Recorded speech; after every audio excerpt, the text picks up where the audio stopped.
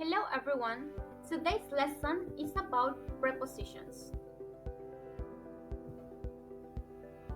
In English, there are over 100 prepositions, which are commonly used to show a relationship between two or more people, places, or things. Prepositions are often followed by a noun phrase, or pronoun.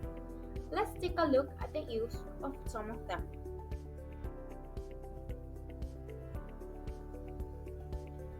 First of all, we have the preposition about.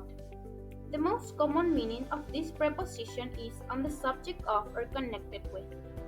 The first example says, "This song is about a tragedy in the singer's life," so it is giving us a specific information on the subject of the song. The second one mentioned, "She doesn't know anything about computers," so it is making a connection between two things in a sentence. Remember, there are some words such as discuss, aware, description, and others that are not used with about. Now, let's move on to preposition at, that can be used in different ways too. Let's see how to use it to talk about time and place. Here we have some examples of how to use it when we are talking about time. The first sentence mentions, "The store opens at 9 o'clock during the week." The flight to Asunción leaves at 2 p.m. And the last one says, "They have a wedding at 9. When it comes to places, we have the following examples. "He told me he will be at the bus stop. I met him at the bar." And the last one says, "Mary stayed at her brother's house." So when we talk about very specific time or places, when we know exactly where someone or something is, we use the preposition at. Uses of the preposition on. We use on holiday to refer to someone who goes on a vacation. For example, Jane's on holiday. We also use the preposition on to refer to objects, such as on television. We watch the news on television. On the radio, we listen to the news on the radio. On the phone, I spoke to Carl on the phone last night. On fire, the house is on fire. Additionally, we use on time to refer to something or someone that is not late. Was the train late? No, it was on time. The preposition by. The word by is very common in English.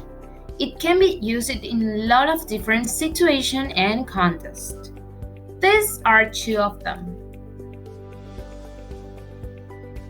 Method of transportation. We use by when you want to describe how you or someone travels somewhere.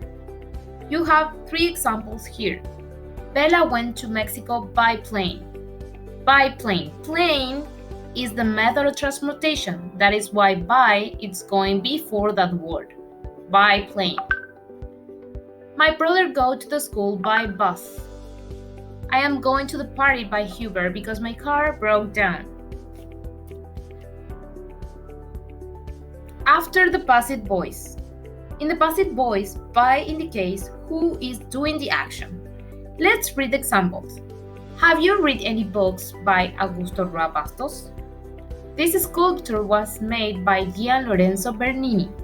This spaghetti was made by my grandmother. Another preposition that we are going to learn is with and without. The preposition without means not having something or lacking something. The examples are, "Hey, don't go without me. I can't see without my glasses." And the preposition with is the opposite of without. I cut the paper with a pair of scissors. I'm going out with my friends. Okay, so let's test what we learned with some exercises. Activity 1. Complete the sentences. Use on plus one of these to complete the exercise. Number 1. We listen to the news on the radio. So this is referring to an object. Number 2. Please don't be late. Try to be here on time, meaning not late. 3. I won't be here next week. I'm going on holiday. So remember, this means going on a vacation. Number 4. Did you see Linda? No, but I talked to her on the phone, referring to an object again here. And lastly, number 5. What's on television this evening? Again, referring to an object, and the answer to this question would be, there's a film at 9 o'clock.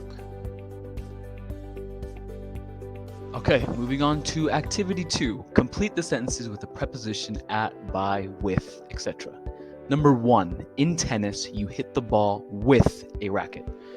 If you were to change this to without, it would be incorrect because without a racket, you can't play tennis. Number 2, my grandmother died at the age of 98. So at referring to time, the age of 98 here. Number 3, it's cold today. Don't go out without a coat. So here it's basically saying, remember to put on your coat before you leave the house. So don't go out without a coat.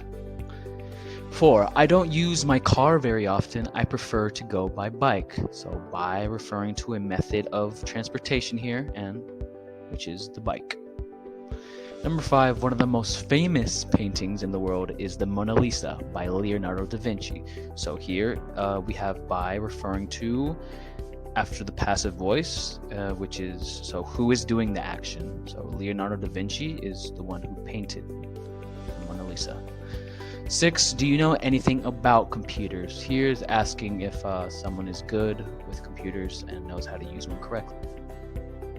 Let's recap. Prepositions are often followed by a noun, noun phrase, or pronoun. About, connection with or movement. At, time and place. On, holiday, objects, or time. By, transportation, communication, and passive voice.